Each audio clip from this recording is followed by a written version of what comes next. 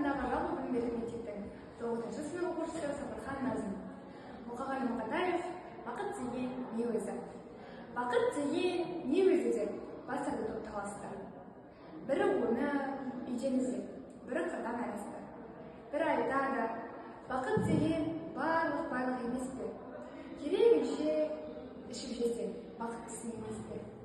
Бірі айтады, бақыт деген жүйрік мініп той тойлау, ісің болмай күйбеңменен қарым тойсаңа тойнау.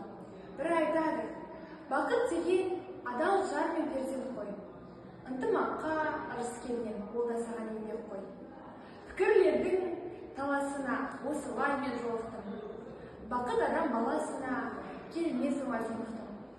Безбеймін мен баладан да, байлықтан да, жардан да.